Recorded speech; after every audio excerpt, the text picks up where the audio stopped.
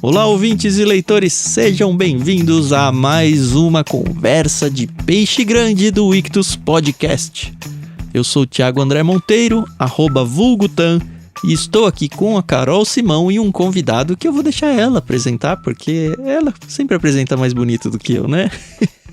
Ai.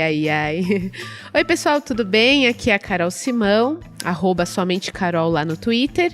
E hoje a gente vai conversar com um pastor, professor, produtor musical, cantor e compositor, pai, e aí acho que os adjetivos são infinitos, nosso querido Guilherme Andrade.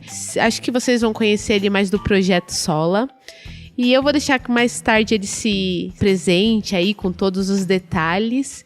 Queria primeiro agradecê-lo, né, por ter aceitado o nosso convite. Vai ser um prazer imenso conversar com você. A gente já teve a oportunidade de conversar com outro Guilherme, o Iamarino. Inclusive, ele é um dos nossos curadores fixos, né, aqui do Clube Ictus. Então, tem história aí pra gente conversar hoje. Queria primeiramente agradecer o pastor Guilherme. Fala, gente, tudo bem? Eu não sei que horário você vai estar ouvindo esse podcast, então bom dia, boa tarde ou boa noite. Ou para alguns que são mais noturnos como eu, boa madrugada. É um prazer enorme estar aqui com vocês hoje para poder conversar um pouquinho, contribuir um pouquinho. E a minha expectativa é de que Deus use de alguma forma essa nossa conversa para ajudar alguém. Otan, então antes da gente começar a conversar, porque eu tô muito empolgada, tá bom? Porque eu sou fã do Projeto Sola e...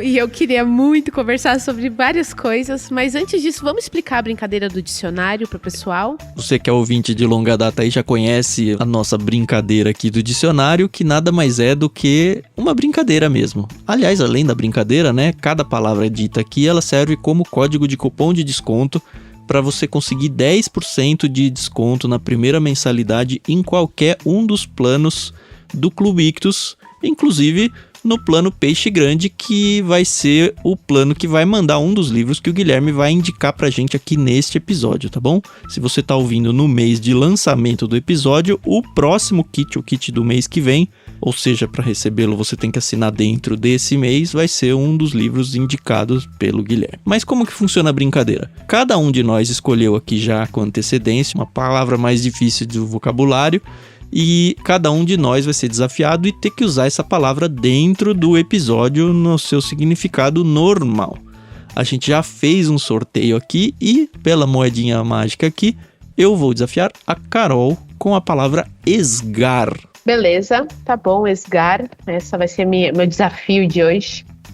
Eu fiquei responsável, então, em desafiar o Guilherme com a palavra ébia. Ébia tem acento, mas só pra lembrar, em código de cupom de desconto não se usa nenhum acento não, tá? Sua vez, Guilherme, você vai me desafiar com o quê? Eu vou te desafiar com uma palavra que eu já utilizei algumas vezes e aí o pessoal brinca muito, zoa muito que eu uso essa palavra. Porque ela tem uma fonética feia, mas ela é uma palavra importante dentro de alguns contextos. A palavra é nauseabundo. Nauseabundo, que beleza. Palavra de baixo calão aqui. Exatamente. A gente é agressivo. Bom, eu espero que nenhum de nós esqueça de falar a sua palavra ao longo do episódio, porque senão no fim tem que pagar um trava-língua lá e paga um micão. Essa parte, se acontecer, não é editada. Então toda complicação que a pessoa passar aí pra falar o seu trava-língua vai ser narrada na íntegra. É um escárnio público, é isso mesmo.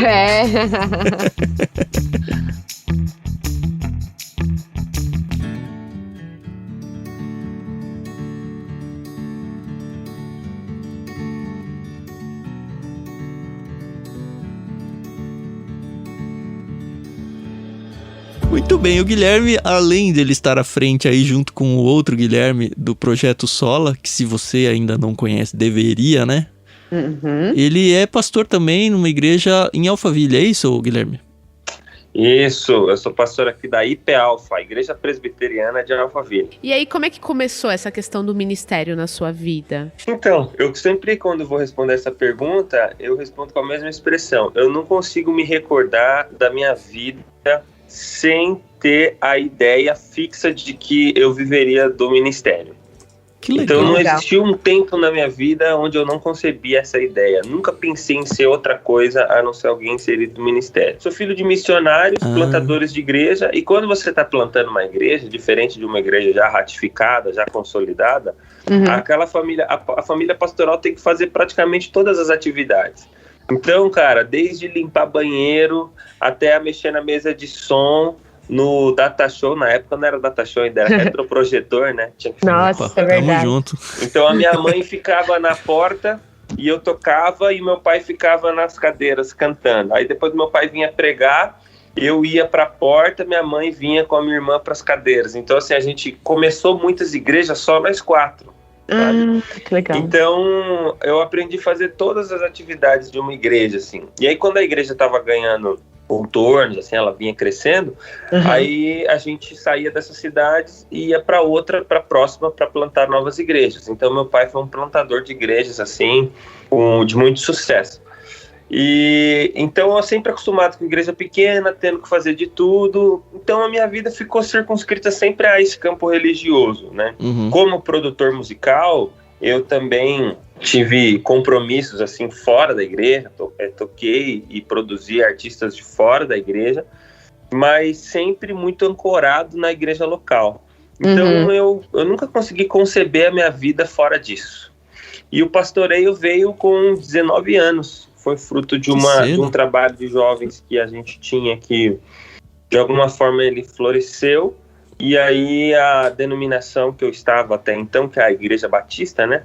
A Igreja Batista me convidou para fazer os trâmites, né, na sabatina, aquela coisa toda, para eu ser ordenado. Então eu fui ordenado com 19 anos, e aí eu me tornei pastor. Então eu já estou aí com quase 10 anos de ministério. Que legal, nossa, é interessante, né, porque a gente conhece muitas pessoas que chegam à cidade de 18, 19 anos e estão perdidão, né, não sabem o que vão fazer da vida. E é muito legal saber que tem gente que desde muito cedo é convicto, né? Isso é muito legal. Eu ia perguntar se não teve nenhum tipo de reação dos seus pais contra isso, que normalmente tem, mas com pais missionários não tem nem como, né? Tem uma história interessante, cara, que eu até contei ela recentemente, eu nunca tinha contado ela, contei ela num podcast, que quando eu fui ser apresentado, que na Igreja Batista eles têm um lance de apresentar, né, a criança. Quando eu fui ser apresentado, o oficiante lá do ritual, minha mãe conta que ele me pegou no colo, e ele disse assim, esse cara aqui vai ser um grande ministro do evangelho. E depois que eu fui ordenado pastor, que minha mãe me contou isso. Ela não quis contar antes, ela não queria que nenhuma interferência externa, uma pressão psicológica, nem nada. Fizesse com isso foi profetizado, sei lá, enfim. Então eu preciso fazer isso. Não, então ela me contou só depois, assim, isso foi bem sábio da parte dela, né? Então assim, da parte dos meus pais não houve nenhum tipo de pressão, nem pra sim, nem pra não.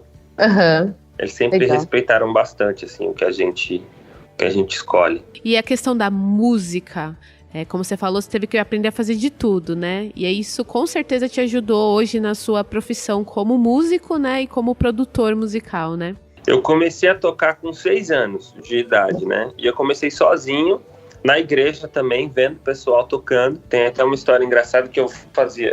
A gente era de família muito humilde, não tinha dinheiro para comprar instrumentos. Então eu desenhava assim no meu próprio antebraço, eu desenhava as cordas do violão, né? E aí eu ficava tocando assim no antebraço.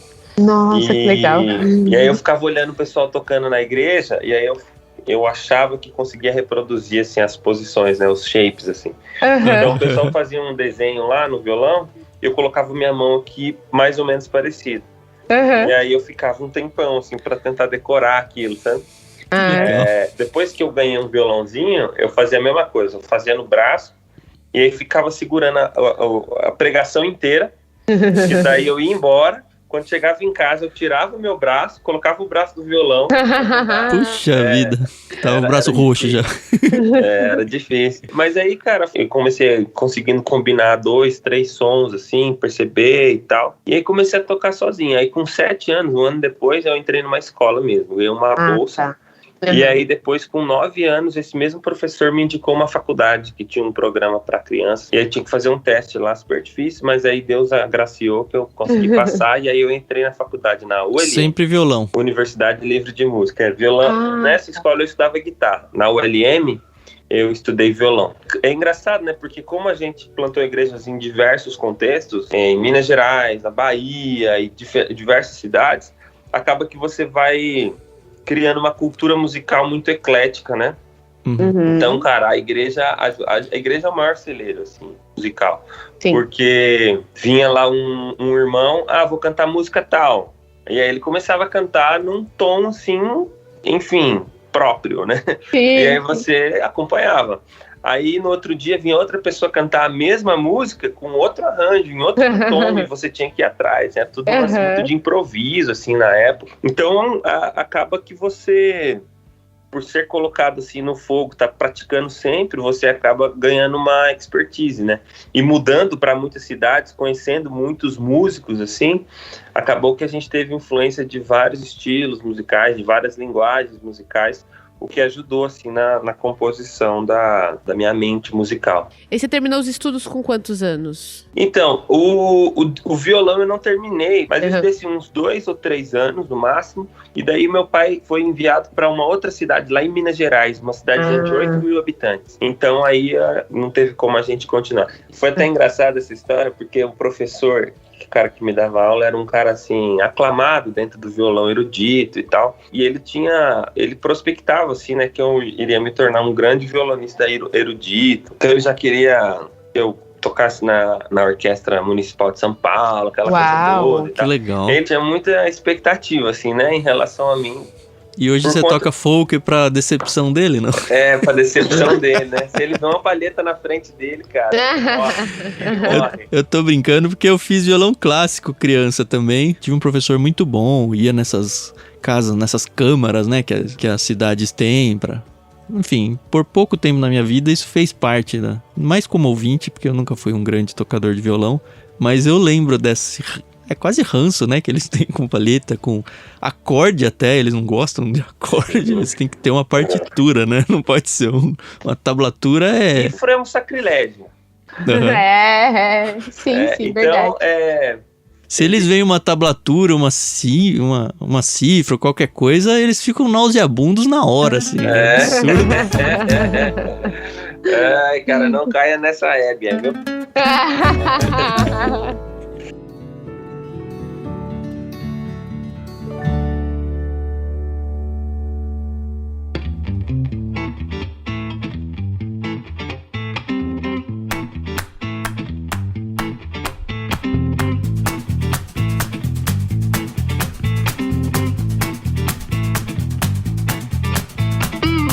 Aí a gente se mudou, né, pra Minas Gerais, e lá era uma cidadezinha muito pequenininha, então não tinha professor, não tinha cultura musical muito forte, muita música regional, né?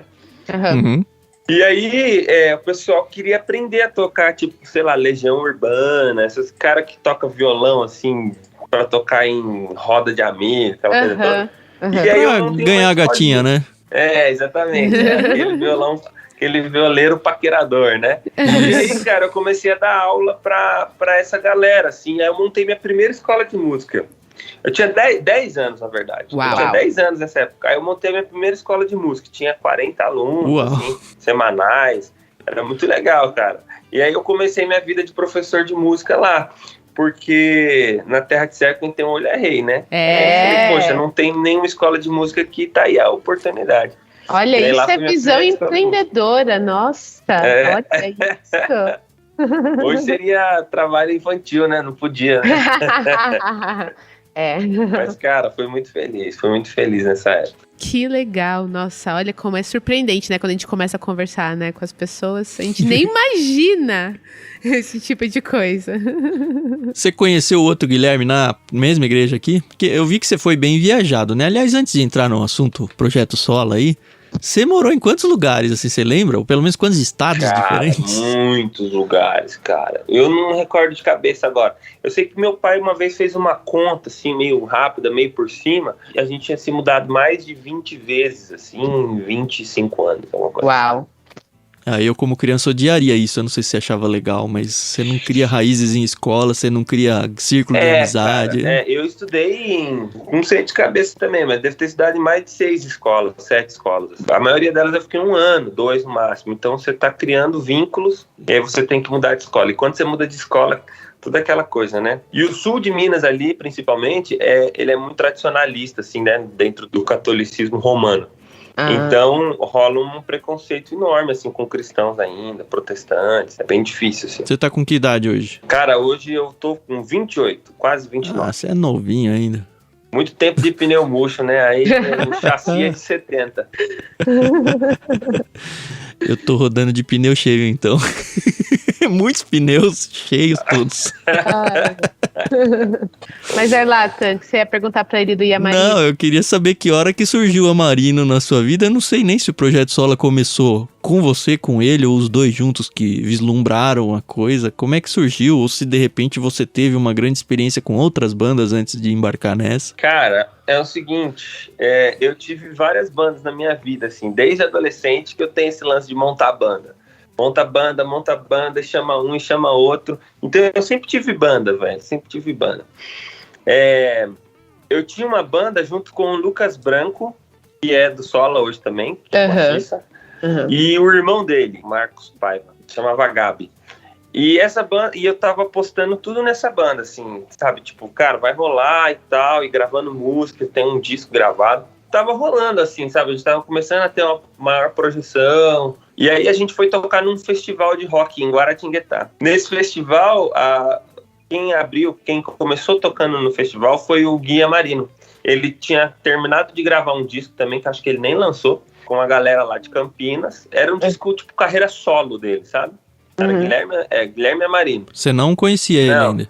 Aí ele tocou lá, e depois a gente tocou também, e aí nesse festival que nós nos conhecemos.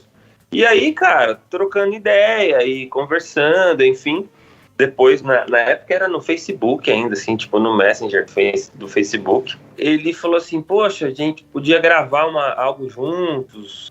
Ah, vamos ver, vamos aí e tal. E aí, depois de algumas conversas, a gente fez um Skype um dia, ele falou assim, eu tenho uma música aqui que eu não vou conseguir gravar ela na minha carreira solo, porque os temas das canções do Yama não eram temas religiosos, assim, sabe? Então, ele falou assim, só que essa música aqui, cara, é muito pra igreja, assim, então eu não vou gravar ela. O que você acha? Aí ele me mostrou, Redenção. Aí eu falei assim, cara, que música boa, hein? Aí eu falei assim, eu tenho uma também que eu fiz com a minha esposa, já tem uns 2 anos. E eu também não vou gravar ela, porque minha outra banda era de rock, né? Fazia sentido. Era Isaías 53, que eu tinha com a minha esposa. São as minhas 2 músicas favoritas. Eu conheci o Projeto Sola através do pastor Felipe Niel. E quando falou do folk, essa questão toda, eu falei, nossa, meu... E todo mundo faz um esgar, né? Porque folk não é nem assim um estilo muito brasileiro e tal. Mas eu sempre gostei de música folk. E aí, quando eu ouvi Isaías 53, foi a primeira que eu ouvi, eu falei, nossa, fantástico. E aí, em seguida, eu fui pra Redenção, O Homem Litúrgico, nossa... acompanhei tudo. Então, de verdade, eu sou muito fã. É um trabalho muito bom. Na verdade, assim, eu acho que fã não é nem bem a palavra, né? Eu acompanho muito o trabalho de vocês. Grupo, olha isso. Mas, assim, é um ministério muito, muito abençoador, né? Então, eu espero de verdade que vocês continuem aí por anos a fio, porque é coisa boa, muito boa. Uai, obrigado, só. Bom demais. E aí, cara, a gente se conheceu e aí, que ponto que eu tava da história? Dele ter me mostrado Redenção e eu ter mostrado Isaías 53. Eu falei, cara, essa música aqui eu não vou gravar porque, com a minha banda, porque a minha banda é de rock, não sei o que, não faz sentido e tal. Eu já tinha até Colossenses 1 nessa época, feito com outro amigo. Mas que não tá nem no primeiro disco do Sola, eu acho. Enfim, tinha várias músicas que a gente fazia pra igreja, mas para as nossas igrejas locais. Não tinha intenção de gravar. Aí ele veio pra minha casa pra gente gravar essas músicas. Falou, vamos gravar e tal.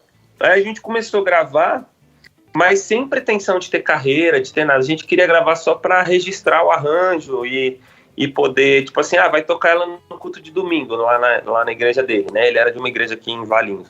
Aí ele dá pro pessoal da banda, né? Pra mostrar como que queria que tocasse e tal. Não tinha intenção de ter uma carreira, nada. E aí um grande amigo, que é o Lucas Freitas, ele foi um entusiasta, assim, do solo.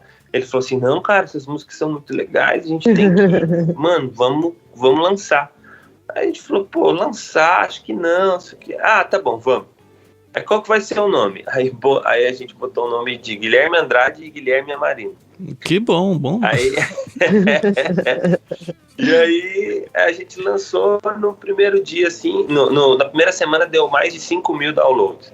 Uau. Aí a gente falou assim, tem alguma coisa aqui, parece que o pessoal gostou mesmo. Aí fomos fazer uma página no Facebook, aí qual que vai ser o nome? Aí, Guilherme Andrade, Guilherme Amarino, mas aí ficava muito grande, acho que não dava pra ler na versão mobile, assim, enfim. Não sei por qual razão, falei, não, precisa de outro nome. Aí na hora, assim, no afã do momento, falei, e se a gente colocasse Sola?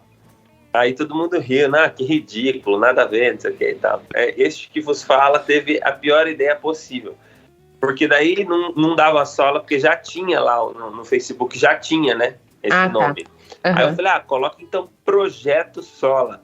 Aí colocou e deu. Aí o que acontece? O nome do disco é Sola Volume 1. Então, o nome deste projeto musical era o Sola Volume 1, por isso o projeto Sola. Não era o nome da banda, né? Não, a banda era Guilherme e Guilherme. Projeto né? Sola, Projeto Sola. Às vezes eu tô assim, se já aconteceu, tá aqui no mercado, chegar um cara e falar assim, você é o Projeto Sola? Cara, eu sou o Guilherme Andrade, CPF 12253241652. Mas também atendo por Projeto Sola. Legal. E aí, cara, ficou esse nome, assim, é um nome feio, eu não gosto muito não, mas fazer o quê? Pegou igual apelido, cara. Agora não dá, apelido. meu. Quanto mais você não gosta, mais exatamente. Eu acho, falando aqui na cara, pra não falar nas costas, né? Eu acho estranho Projeto, um nome de banda. Mas é o que é, né? É uma banda, é um projeto. Não, então, gera essa confusão. Cara, nas igrejas mais entusiasmadas, assim, que os caras falam assim, com vocês, Ministério... Banda Projeto Sola. Ministério Projeto Sola. Banda Projeto Sola. Nossa, a gente brinca que é um projeto que a gente tá tentando tirar do papel. Não, mas é legal, porque gera história, né? Exato, e assim, se Paralamas do Sucesso funcionou, deu certo, né? Não, Biquíni Cavadão acho que é pior, hein? É baixo.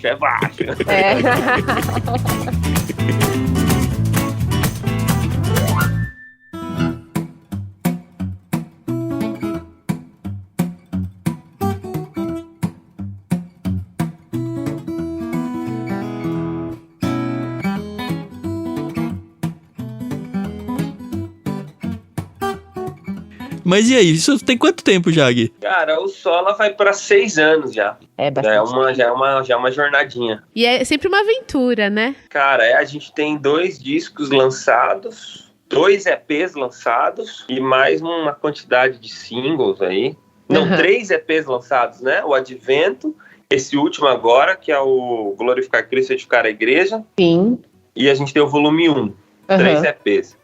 2 discos, né? Que é o 500 e o Homem Litúrgico. Homem Litúrgico, E uma quantidade de singles. É muita coisa, cara, para 6 anos, 5, 6 anos. A produção é toda de vocês, não? A produção musical é toda minha. Arranjo, essas coisas, né? No começo, cara, eu fazia o arranjo, produzia, dirigia a gravação, depois eu mesmo editava, mixava e a gente masterizava fora do Brasil. Mas tem algumas gravações do Sola que eu mixei e masterizei também. Foi tipo, nossa, do início ao fim. Parte de capa, parte visual, divulgação, é totalmente nossa. A gente congrega todos os adjetivos do que é ser independente. De fato, assim, do comer, desde a composição da música até ela chegar no teu fone de ouvido aí, é a gente que faz tudo. Assim. Sensacional. Inclusive o documentário também foi independente? Aí o que acontece? Por conta disso, a gente montou uma produtora, que é o Escritura Scriptura Records. É minha, o Yama também tá, e tem um outro parceiro. Uhum. E aí, o filme já é uma produção do Scriptura Records. Não, que acaba sendo vocês de qualquer jeito, né? Isso que eu disse. Só que daí a gente faz mais um trabalho de direção e produção mais macro, assim, né? Agora, ultimamente, a gente já conseguiu chegar num ponto que a gente não precisa ficar colocando a mão na massa em absolutamente tudo, assim. Muito legal. Que antes a gente fazia tudo, tipo, vai ligar uma iluminação para um vídeo. A gente ia lá e ligava a iluminação, apertava botão e chave de fenda, sabe? Fazia absolutamente tudo. Mas é legal que vai aprendendo, né, também. Isso tudo é know-how, né? Parece a gente aqui no Ictus, cara. 3 hernias de disco, 4 escoliose, não é normal, é coisa boa. Isso chama vida só. Como que é viver de música no Brasil? Ainda mais agora, assim, vocês como independentes, e se a gente for voltar, talvez a geração anterior, eu ainda peguei um pouco disso, mas eu era criança, então, enfim, não estava em época de trabalho, mas a gente via, assim, a banda pra vingar, ela tem que aparecer na rádio, ela tem que ter uma gravadora por trás, e se você for independente, o sucesso é você ser contratado por uma grande gravadora. Só que a internet mudou, pelo menos eu acho que mudou isso, né? Primeiro assim, porque as gravadoras, não sei se são mais tão relevantes hoje em dia. O formato de distribuição hoje é outro, não existe mais MTV, rádio, eu nem sei como é que tá o esquema com jabá, esse tipo de coisa. Hoje você consegue você mesmo gravar alguma coisa e subir no Spotify, sei lá. Como é que é viver? Eu acho que vocês não viveram essa transição, né? Mas como que é viver de música? Cara, a gente viveu a transição da mídia física para o digital, né? Mas a gente não pegou, assim, aquela época lá atrás que as gravadoras que ditavam o cardápio musical do país, assim, sabe? Cara, viver de música é difícil no Brasil como qualquer outro empreendimento, assim, sabe? O pessoal tem muito essa mística do músico, do artista, como aquele cara, aquele xamã, assim, sabe? Que fica olhando pro alto, esperando uma inspiração e tal, o bicho grilo, né? Que quer viver da arte na praia, aquela coisa toda, né?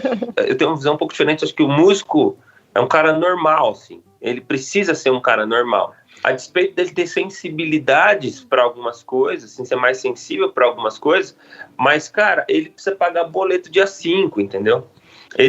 O músico, e principalmente no Brasil, assim, com o movimento boêmio, assim, e tal, o músico ficou muito estigmatizado como um cara fora da realidade. E, cara, ele tem que ser um cara normal como qualquer outro, sabe? Ele tem que empreender, ele tem que ter estratégia. E agora que os músicos estão começando a pensar nisso aqui no Brasil. Porque fora o cara sempre sacou que ele, para ser músico, ele precisa ser vendedor também. E o produto é ele mesmo. Então, antes os músicos aqui no Brasil tinham muito esse lance de good vibes, sabe?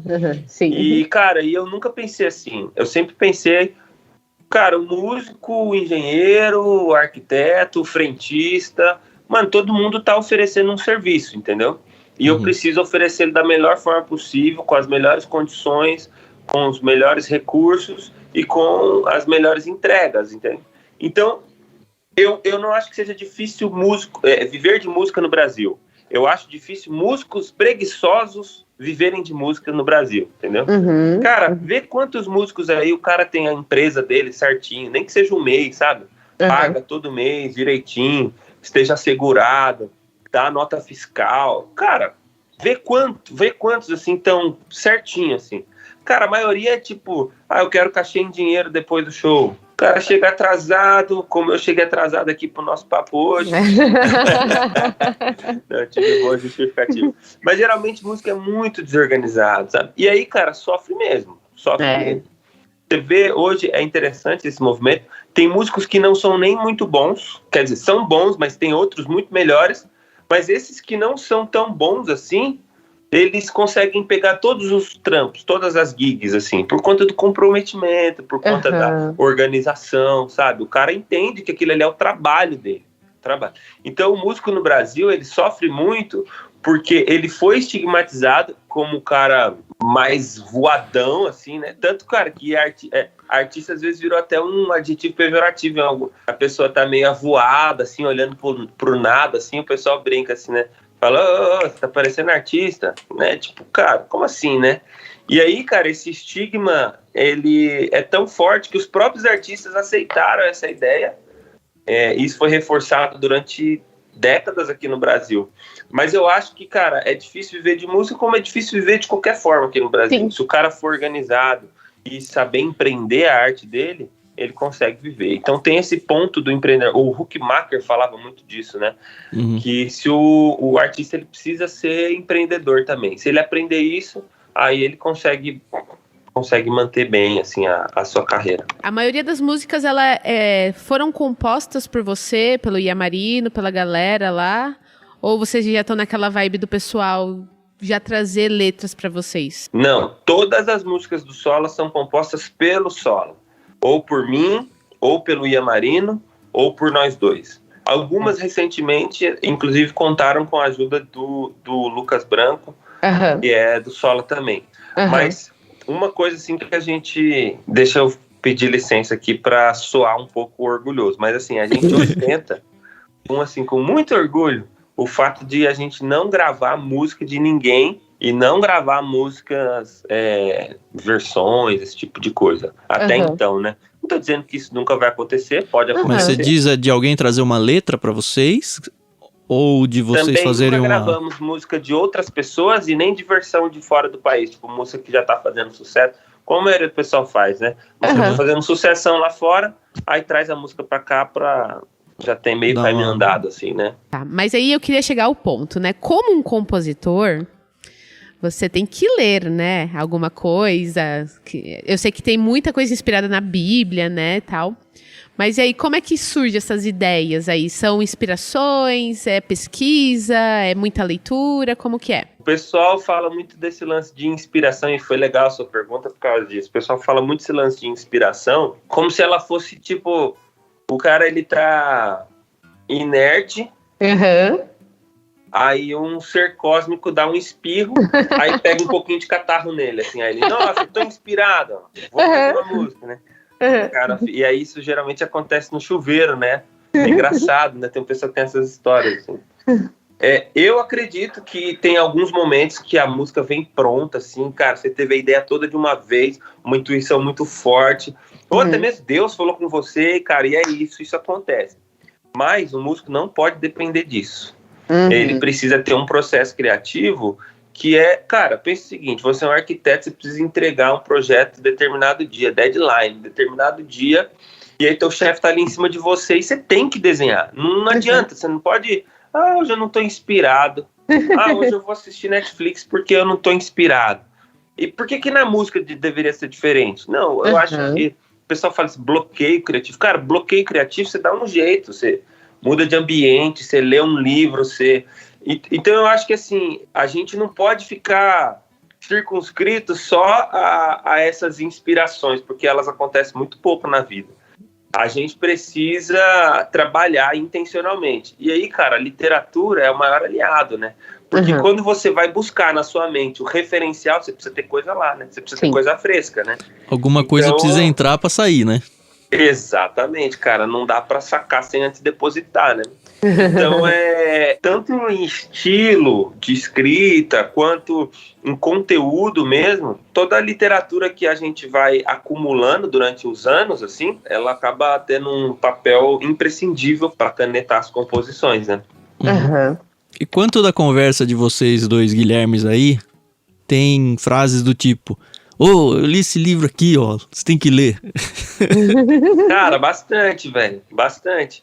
Hoje a gente não troca mais tanta literatura, assim, porque a maioria das coisas que ele leu e que ele achou que eu deveria ler, e a maioria das coisas que eu li, achei que ele deveria ler, que são de uma compreensão comum entre nós, isso já aconteceu.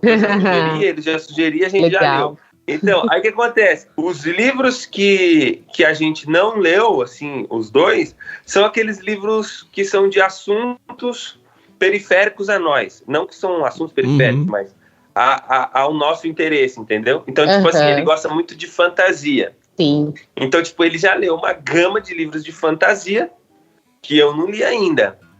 E aí eu vou dosando para não ler ou ler aos poucos, assim, porque não é muito a minha praia. Só para satisfazer. Tem uma série de livros de teologia que eu já li e que ele não leu ainda, porque não é muito da pegada dele, alguns tipos de teologia mais sistemática e tal. Então eu acho que, por exemplo, tem um livro do Herman Bavinck, que é o Dogmática Reformada, que eu sei que ele não tá lendo, ou começou recentemente, eu sei que ele comprou recentemente.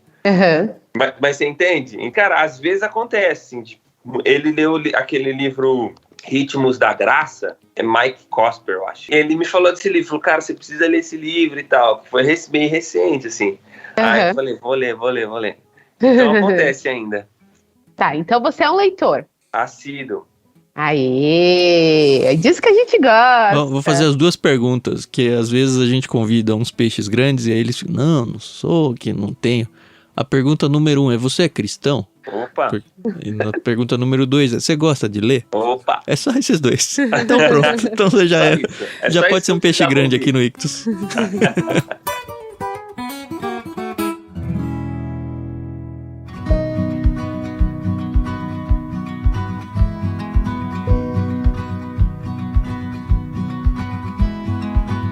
Como é que surgiu essa, não sei, paixão ou esse hábito de ler? Cara, surgiu do meu pai, assim, ele é um sujeito que ele não teve, assim, grandes oportunidades de formação acadêmica, mas ele sempre teve uma paixão muito grande, assim, pela erudição e por pregação, então ele sempre leu bastante, sabe? Então eu cresci vendo ele ler, assim, sabe? A gente ia dormir e ele tava lendo, assim, sabe? Então todos os dias à noite, invariavelmente, ele estava lendo. Tá preparando estudo, preparando sermão e tal. Então, surgiu daí. Eu, desde criança, assim, que eu tenho esse lance com leitura, sabe? Tanto de leitura de ficção e quando era criança eu gostava muito. E até livros de teologia que eu li bem cedo. E aí eu não parei mais, né? Aí, depois disso, só fui me afundando nas drogas mais pesadas. E são essas drogas mais pesadas que a gente tá em busca. São essas drogas que vocês veiculam por aí, né? Exatamente. Ensinando o povo também, né? Tem um seriado, acho que na Netflix, né? Que é como vender drogas online, né? Alguma coisa assim, e rápido. Eu não sei, velho. Eu não sei dessas coisas, não. Não, a gente faz isso, né? As drogas literárias aqui. Tá, mas me conta aí alguma coisa muito marcante aí pra sua vida. Eu lembro de, bem novinho, ler Júlio Verne, né? Nossa, Viagem ao Centro da Terra, 20 mil léguas submarinas. Inclusive, eu li 20 mil léguas submarinas recentemente com meu filho.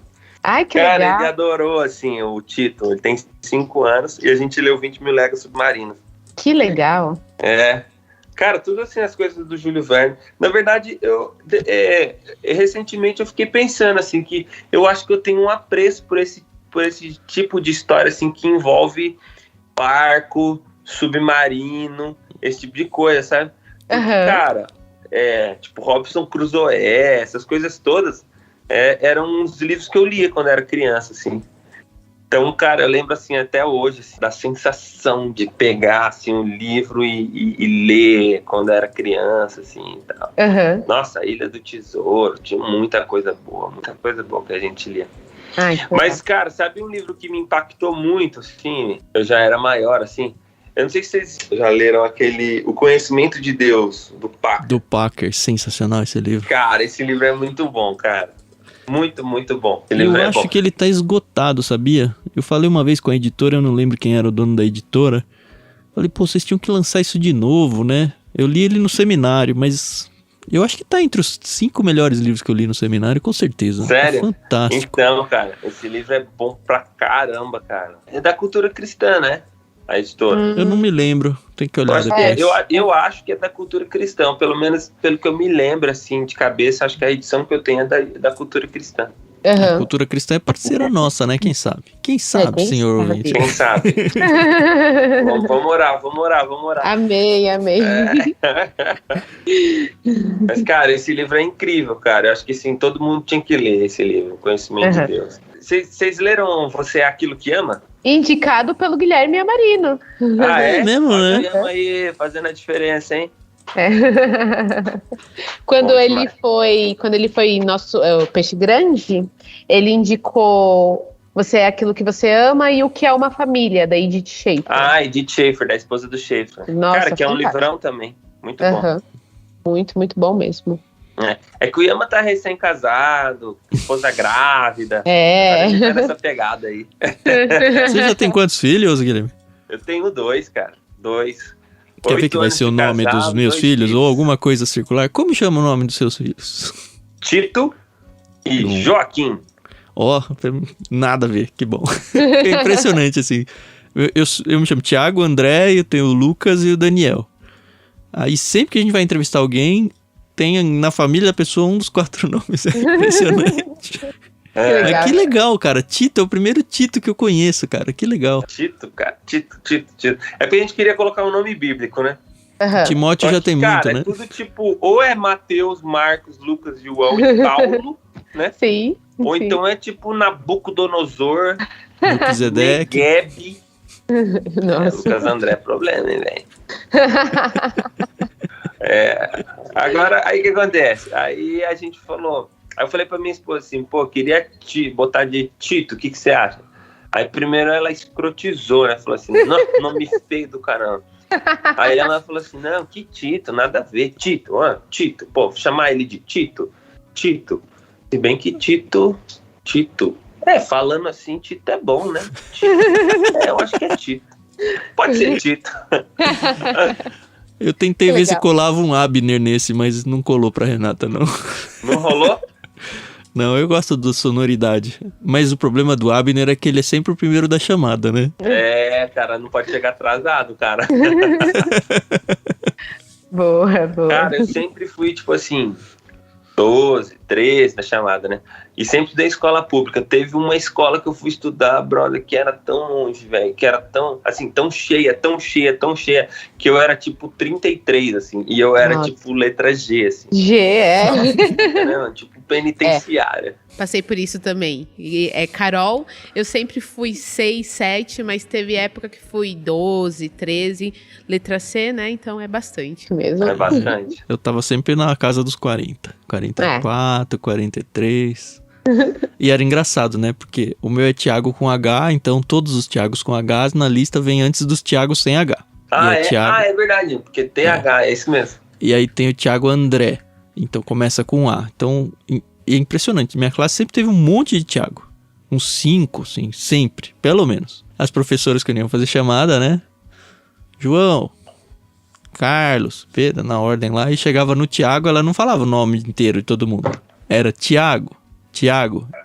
E eu sempre ficava sossegado porque era o primeiro, né? Sempre. Mas aí eu lembro dos Thiagos do fundo que sempre tinha que ficar atento, não só se ele veio pra ver a ordem dele, quanto se o anterior não veio, porque ele tinha que falar, faltou antes de falar presente, né? Mas não é besteira da vida. Mas e o que mais que aí te marcou durante a sua vida? Cara, você sabe que um livro que foi paradigmático, assim, pra mim, foi Cristianismo Puro e Simples. A gente acabou de mandar C.S. ele. Lewis. Cara, esse livro do C.S. Lewis foi tipo assim... É tão legal, né, quando isso acontece, né? Você pega um livro e você fala, gente, eu entendi o que o autor disse. É muito bom, é muito legal mesmo. Quando eu conheci o neocalvinismo, e aí eu comecei a ler as coisas do Kuyper. Tem um livro do Kuyper que chama Calvinismo, já viu? Não, isso eu não conheço não. Na verdade, cara, esse livro é uma coleção de palestras que ele deu em Princeton. E aí esse livro sintetiza meio que o pensamento do Kuyper, assim, no neocalvinismo, sabe? Esse livro é uma porta de entrada pro cara que quer conhecer a tradição holandesa. E aí deixa eu fazer aqui um parênteses, assim, para dizer, cara, para mim a tradição holandesa é a tradição que conseguiu o ajuste mais fino, assim, o melhor ajuste entre fé cristã e práticas ordinárias, assim, sabe? E vida comum. O pessoal chamaria de secular, né? Cara, para mim é a tradição que conseguiu sintetizar melhor, porque é sempre uma pergunta incômoda, né? Tipo, como viveremos? Que a gente tá nesse mundo aqui, mas a gente é de outra pátria. Uhum. E aí, aparentemente, há um dualismo, assim, há uma superioridade das práticas que são espirituais, né? Cara, quando eu tô orando, quando eu tô jejuando, quando eu tô na igreja, eu tô em contato com o que é eterno. Agora, quando eu tô pagando conta, quando eu tô lavando a casa, eu tô em contato com as coisas que são temporais. Mas o que é mais importante? A vida ordinária ou as coisas extraordinárias? Como equalizar isso? O que é sagrado, o que é secular, né? Existe, de fato, essa prateleira de cima e essa prateleira de baixo? Uhum. E aí eu acesso essa prateleira de cima no domingo, lá na oração e tal, e depois na vida cotidiana eu volto para a prateleira de baixo, enfim. O neocalvinismo holandês, para mim, é a tradição que melhor responde essa questão. Então você tem grandes expoentes, né? O Abraham Kuyper, Herman Bavinck, Herman Doivert. É que o Herman Doivert é tipo assim, você precisa de um arcabouço filosófico grande para ler, assim, né? O afegão médio, assim, um leitor mais que lê mais por entretenimento e conhecimento básico, ele fica perdidaço, assim, lendo Doivert. Tem até faculdade que tem curso de como ler Doivert, já viu isso aí? Caramba. Nossa. Não, essa eu não conhecia, não. Também não. Tem cursos introdutórios para ler o Doivert, assim. E aí, cara, quando eu conheci o neocalvinismo, aí eu fui, assim, me afundei de cabeça nas drogas ilícitas. Cara, tipo, Dogmática Reformada, do Bavinck.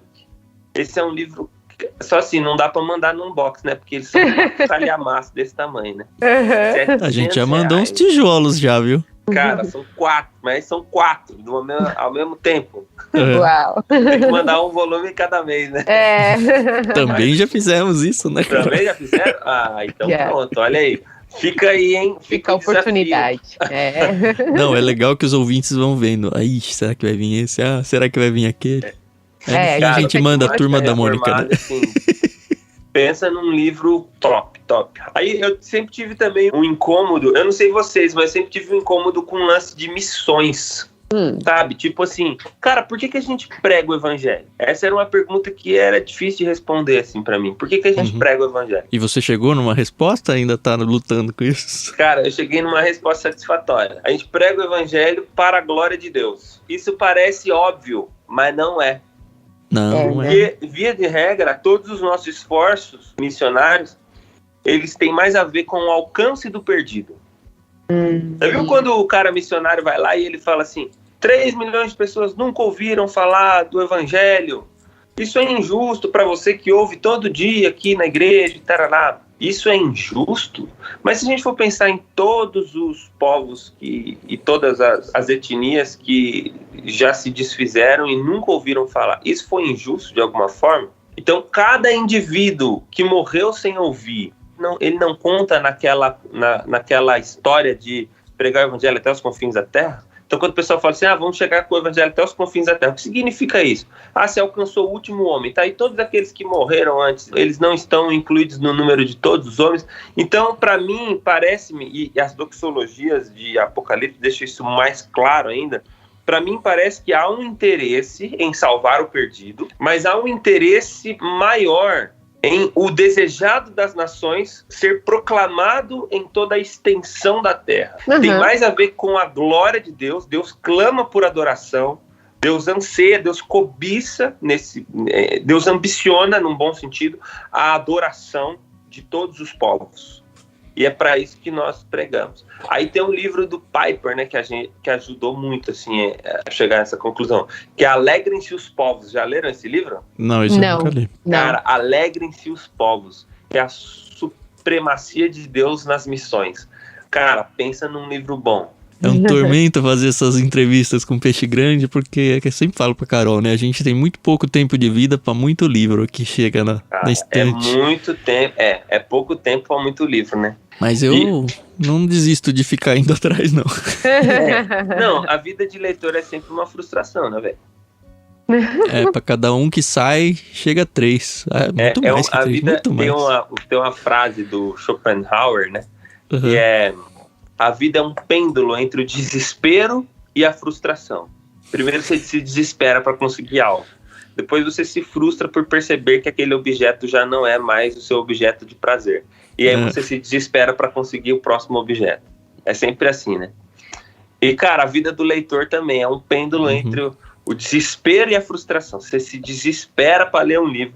E quando você termina, velho, aí você se desespera pro próximo. Mas eu acabei de terminar um, hoje mesmo. Hoje? Não, anteontem. Os Irmãos Karamazov, que pra quem acompanhou o Diário de Leitura foi assim, uma grande saga pra gente. E como é gostoso terminar um livro, viu? Não eu é gosto bom, demais. cara? Puxa, que delícia que é terminar. Não só pra aquele negócio de falar, terminei, mas eu não sei explicar a sensação que me dá, sabe? É quase algo espiritual quando o livro é bom, assim, que você fala, puxa... Transcendente, né? Quase que uma experiência transcendental, assim. Né? Muito bom. Por isso que eu falo que são drogas mais pesadas. É verdade, se a gente for pensar nesse sentido, é isso mesmo, né? Você falou aí de livro de fantasia, né, mano? Vocês já leram a trilogia cósmica do Lewis? Já mandamos. Aliás, eu preciso ler o último. A gente já mandou ela inteira no clube. A gente já gravou os 2 primeiros volumes com o pessoal do podcastirmãos.com. Se você tem interesse, procura lá que você vai encontrar. Eu acho que tem no próprio site do Ictus também. E a gente tá na promessa de... Aquela Fortaleza Medonha. Isso, esse aí tá... A gente vai ler no começo de 2022 agora e deve gravar um literário lá também. Nossa. Mas tô ansioso por ele, eu gostei muito dos 2 primeiros. A Carol mais ou menos, né, Carol? Não me pegou. Acho que é época de vida, né? Mas eu não descarto, não. Eu gosto de insistir. Acontece. É. Agora, de teologia mesmo, cara, assim, o livro que é a base de tudo, do meu pensamento, é o Confissões de Agostinho. Esse vocês já leram, né? Já, esse sim, nossa. Esse livro foi aquele que explodiu a minha cabeça, porque nunca imaginei que eu ia ler Agostinho, que eu ia entender Agostinho e que eu ia curtir o que ele escreveu. Foi muito bom, muito legal mesmo. Cara, eu não sei explicar esse livro até hoje, mano. É um livro de filosofia, mas é um livro que tem um estilo muito poético. Uhum. Ele é tudo isso, ele é autobiográfico. Ele é pastoral. E tudo, né? Ele é testemunho, sabe? Tem hora que eu tô lendo, assim, que parece que eu tô vendo ele lá na frente. Sabe quando que os irmãos vão contar testemunho? Mas é isso, minha né? vida era isso. Cara, esse livro é tudo, velho. Tudo. Que, inclusive tem podcast dele também, né, Carol? Tem. Ah, tem? A gente já fez muita coisa, hein? A gente olha pra trás, a lista de livros é muito impressionante, Carol. Muito impressionante. E o Peregrino, vocês já leram? Já lemos e temos podcast também. Saiu uma nova publicação dele. Vocês viram a capa nova? Ele tem, na verdade, os direitos autorais é aberto, né? Então cada editora acaba tendo a sua. Mas a gente tá mandando um agora, né, Carol? Que o próprio Guilherme Amarino indicou no Plano Mar. Muito bom. Então deve ser esse, que é uma capa nova, bonitona. Isso. Esse agora é eu vou demais, te falar, né? falando de drogas pesadas. Manda. Livro que mudou minha vida devocional, assim. Que legal. Os melhores livros que eu li sobre vida cristã, santidade, enfim. Vocês já leram A Imitação de Cristo, Tomás de Kempis? Já lemos e tem podcast. Sério? Sim. Não, só mostra que a gente tá acertando, hein, Carol? Não, mas esse livro é que ele merece uma observação. Que livro fantástico. E ele realmente, tanto no podcast, a gente fala sobre essa questão de ter ele sempre na cabeceira da cama. Porque é maravilhoso. Será que algum dia vai chegar uma entrevista de um peixe grande que ele só vai falar livro que a gente já gravou? Não, tá na hora de parar, será? Aí que a gente ainda não, ele tá longe ainda, mas me fez pensar isso agora. Como os livros que a gente já mandou marcam de fato a vida das pessoas, né? Verdade. Mano, vocês estão no caminho certo, viu? Obrigada. Muito livro bom. Muito livro bom.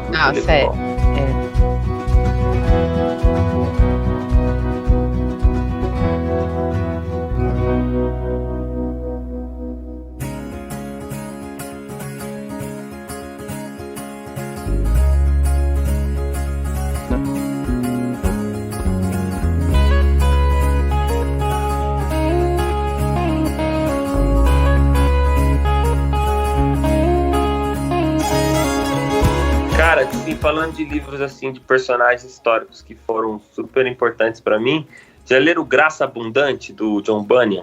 Não, esse não. Não. Eu acho que eu tenho ele em casa, numa edição bem antiga. Não. Graça Abundante é o principal dos pecadores. Uma biografia dele, assim. É o cara que escreveu O Peregrino, né? Uhum. Nossa, a história dele é muito. Eu não conheço muito dele como... Eu só sei que ele escreveu O Peregrino preso, né? Filha cega, né? Essa parte eu já não sei, mas... Aliás, a gente é muito devedor, eu acho, no clube como um todo, de biografias, viu? É porque eu não sou muito leitor de biografias e dificilmente as pessoas vêm indicar biografias pra gente. Mas eu sei que tem gente que ama e saiu uma biografia de não sei quem. Biografia, cara, é uma coisa que deixa você com sentimento dúbio também, porque você fica tipo, uau, que incrível isso! E aí no segundo seguinte você fica, cara, como eu sou um nada, sabe? Pô, eu tenho 28, velho. A primeira versão de Institutas da Religião Cristã, o Calvino escreveu, ele tinha 28, velho. Eu não vou muito nessas, não. Eu já fui. Na época do seminário, eu ficava descobrindo esses grandes teólogos e eu via as coisas que eles faziam e principalmente Cara, você falou, né? A idade dele, eu falo, meu Deus, como que eu não fiz nada na minha vida ainda? É um misto, velho, de prazer e depressão, assim. Não é fácil não. Vocês já leram um cara chamado Nathan Wilson? Eu ouvi o nome, nunca li nada dele, não. Ele é algum filho livro do Douglas específico? Wilson, aquele autor famoso de... O Douglas, eu li um livro que a gente ganhou, acho que da editora Planeta. Foi um livro bom, não é um livro sensacional. Nunca li mais nada dele. O Douglas é famoso nessa área de aconselhamento, sabe? Sim. Tipo, família, hombridade e tal. Republicanaço, assim, muito louco. Mas esse do Nathan, você tem o quê? Cara, o Nathan, pra quem tem filho aí, tem um desenho na Netflix que chama Halo Ninja, na Netflix, pra criança. Ele escreveu, velho. Escreveu, que legal. O Nathan. E o Nathan, ele escreve ficção, assim, sabe? É um ensaísta de primeira qualidade. E ele tem 2 livros, cara, que eu acho impressionantes. Acho que todo mundo tinha que ler, assim, que é um deleite. Aquele livro pra você ler com o pé na areia, sabe? É que geralmente eu leio um livro de teologia bem pesado e aí depois eu leio um livro suave, assim, que eu chamo de Água com Açúcar. Não porque ele é ruim, mas é porque ele não exige muito. É pra descansar a mente. É um livro pra descansar, assim, um livro pra curtir mesmo. É um livro dele que chama Notas da Xícara Maluca. Oh, que legal. Nathan Wilson. Cara, esse é um livro que todo mundo ama, todo mundo que lê. E o outro que você falou que é dele? Que e são aí 2. ele lançou o 2º volume, cara, que é impressionante. Chama Morrer de Tanto Viver. Uau! Mas tem que ler o da Xícara Maluca primeiro ou não? Não necessariamente. Mas é legal ler os 2. Isso eu não conhecia. Cara, Já o me Morrer de interessou. Tanto Viver é impressionante, cara. E aí fica aí, pra quem tem filho, assista lá o Halo Ninja, Oi Ninja. É um desenho que o Nathan Eu tenho Wilson. 2 aqui, vou assistir com eles. É melhor que Legal. Peppa Pig, não? Legal pessoas cristãs... É legal pessoas cristãs, assim, atuando no mundo, assim... É muito bom. Isso é legal pra caramba. É verdade. E eu acho que mais legal ainda, não mais legal, porque acho que tem espaço pra ambos, né? Mas eu acho muito bom, mais legal porque eu acho que falta, são cristãos trazendo sua ética e moral cristã, mas produzindo conteúdo secular. Eu acho isso muito necessário. Não fica tentando fazer, forçando aquelas... Proselitismo barato, né? Tipo pegadinha, né? No final tem uma cruz lá no negócio. Boa. Eu brinquei, antes que as pessoas me crucifiquem aqui, porque eu brinquei com a Peppa Pig, mas eu não gosto da personagem, né? E é engraçado porque o Daniel, de 4 anos, ele fala, eu não vou assistir a Peppa Pig. Qual que é a palavra que ele usa? Nauseabundo. Não. Mas ela é também, né? Mas é alguma coisa ruim, assim, sabe? Eu esqueci a palavra. Mas acho que não traz boas educações, assim, pros nossos filhos. Eu acho engraçado o desenho da birrenta. Peppa, tipo assim, ela é birrentona, né? Então. O pai dela é um bananão, assim. Pois né? é. Então contribui pra essa deterioração da figura masculina. Aqui em casa não entra não, também não. Cara, e aí falando de cosmovisão, você falou de caras cristãos produzindo, enfim. Vocês já leram o do James Sayers? clássico. Não, nem conheço o autor esse. James Sire. É clássico no mundo de cosmovisão, que chama Dando Nome ao Elefante. Eu já ouvi esse título, sim, não sabia dele, não. Dando Nome ao Elefante. E aí, mano, tem um outro que é O Universo ao Lado. Já leu esse? Não, também. Também não. Que é a Monergismo que lançou. Também é do James Sire. Cara, livros para cristãos que querem entender cosmovisão. É esses dois, Universo ao Lado e Dando Nome ao Elefante. Vamos atrás. Nossa, tem uma lista aqui que dá pra passar um aninho mandando livro, hein, Carol? Opa, que beleza! E aí pra galera que é mais assim, artista e dentro da igreja, Sim. tem que ler assim, inevitavelmente, livros tipo Louvor, do Keller. Já viu esse livro? Já, sim. Keller do Carson, né? Na verdade, acho que são 4 partes do livro, né? Tem o Keller, tem o Carson, tem aquele o Mark Kent, Ashton, e é isso. o Kent Rudges, né? Isso. É, aqueles livros de vários autores, um pedaço pra cada um, é isso? É, que eles Louvor analisam. chama. Eu sei Uma que é. análise teológica e prática. Assim. E é necessário isso, né? Eu não sei o quanto vocês sofrem com isso, ou já sofreram por ser músico, mas eu olhando de fora e tendo feito seminário e não tocando e nada, eu tenho a impressão de que falta muito conteúdo teológico para muitos músicos e acaba saindo muita groselha, né? Muita bobagem teológica. Muita. Eu acho que a música, ela é talvez tão ou mais importante pelo formato dela no ensino bíblico. Uhum. Porque assim, você ouve uma pregação, ok, ela é muito mais densa. Mas você esquece o conteúdo dela muito mais rápido que uma música. A música fica lá na sua cabeça, ela volta. Então, na parte didática da coisa, eu acho que a música ela tem um papel que ela, talvez até seja um pouco depreciado pelos pastores ou pelas igrejas. O que faz com que seja muito mais perigoso você ter, talvez, uma música herética do que uma mensagem herética, porque a mensagem herética, se ela for única assim, ela vai acabar sendo esquecida mais fácil. Tem um livro chamado Kant. Kant do Immanuel Kant, assim? Não, Kant é do casal, aquele Keith e a Christian Getty. Ah, tá, ó, que legal, é da Fiel. Esse casal foi aqueles que compuseram aquela música que ficou famosona, né? In Christ Alone, sabe? Só em Jesus eu encontrei. Sim. Cara, eles têm um trabalho incrível assim com música nos Estados Unidos. Eles têm uma conferência lá que chama Sing, que é o nome do livro. Então, eles lançaram o livro, aí tem a conferência. Eles lançaram, tipo assim, 10 anos da conferência já, tipo, toda planejada. E aí eles vão lançar um inário. Cara, é muito legal, assim. Eles têm a mesma pegada que a gente, fazer músicas bíblicas, cristocêntricas e tal. Muito legal se envolver com esse movimento deles lá nos Estados Unidos. Ai, que legal. Tá até rolando a conferência. Até a gente teve o Augustus Nicodemos, ele falou lá esse ano. Bem legal, sim, né? Que legal. Então uma conferência, assim, que tem contornos globais, assim. Esse livro chama Kant, Como o Louvor Transforma a Sua Vida.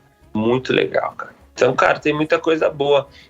E aí, pro pessoal que é mais da arte, assim, mas que não faz música confessional para a igreja, aquilo que a gente tava falando, né? Que produz para fora e tal. Para não ser propagandistas baratos, assim, tem os livros dos neocalvinistas holandeses lá, né, cara? Entre os quais, de repente, o principal dele é o Huckmacher, né? Tem o Schaeffer e o Huckmacher, mas o Huckmacher, no sentido da arte, assim, ele é mais perspicaz. Cara, tem vários livros que a Monergismo lançou deles. Tipo, Filosofia e Estética. Que é muito bom.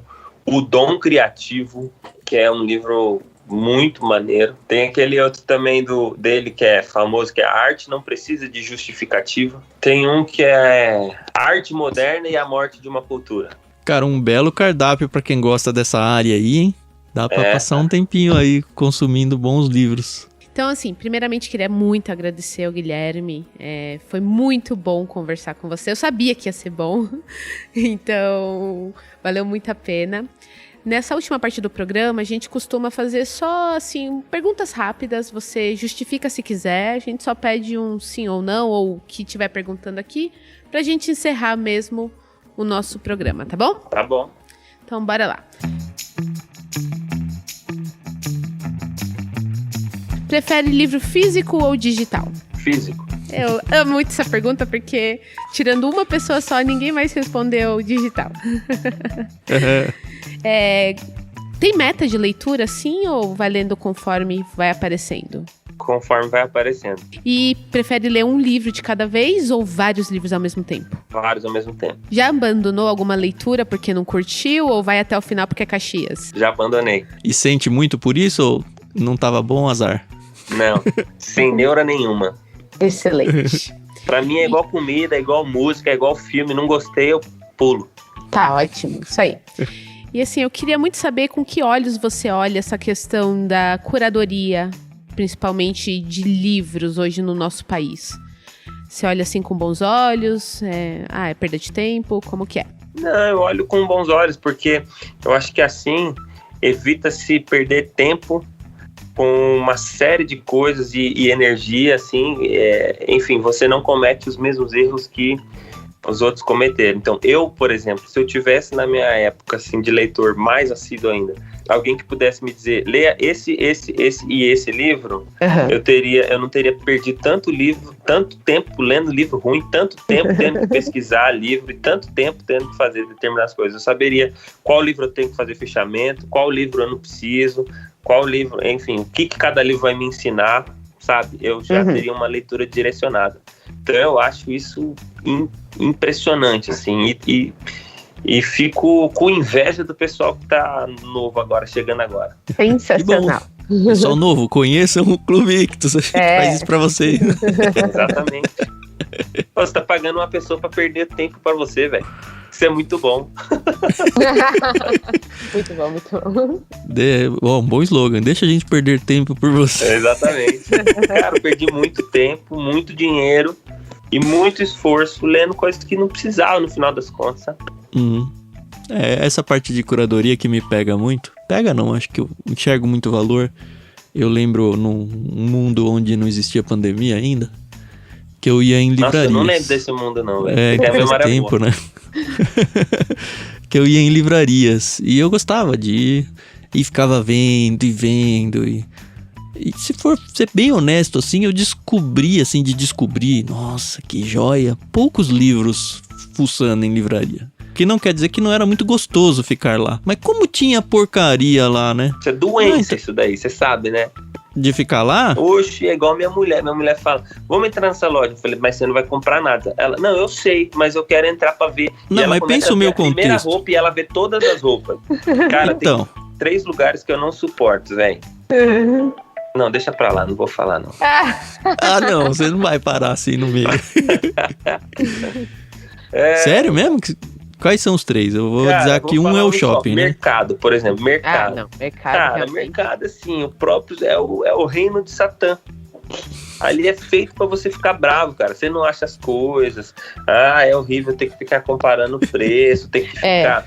Nossa, e pra tira da prateleira pra pôr no carrinho, tira do carrinho pra pôr no caixa, tira do caixa pra pôr no carrinho, na sacola, tira pra pôr no carrinho de novo, aí pra pôr no carro, aí tira do carro pra pôr no... Não, aí aqui em casa que é prédio, você chega tira do carro pra colocar no carrinho, tira do carrinho, vai dar no elevador pra subir, pra botar em casa, pra devolver o carrinho. Ai, misericórdia. Mas voltando à minha defesa aí de livrarias, pensa no meu cenário. A Renata, Thiago, vamos no shopping? Ai, de novo, né? Comprar presente pra não sei quem. Então você tá bom. Você tava aí ela fala, vai na livraria que eu vou no shopping. Eu tava na época do mal menor, entendi. Aí eu fico lá 1 hora, 2 horas na livraria e ela ficou 1 hora, 2 horas no resto do shopping. Não. Então assim eu te perdoo. Obrigado. A Carol só ri, né? Que ela é menina, ela vai no shopping, né? Não vou faz um tempo, mas tá bom. Mas beleza. Eu queria agradecer também. É muito bom não só conversar, mas conhecer gente nova, né? A gente já tinha ouvido falar muito do Guilherme Andrade aí.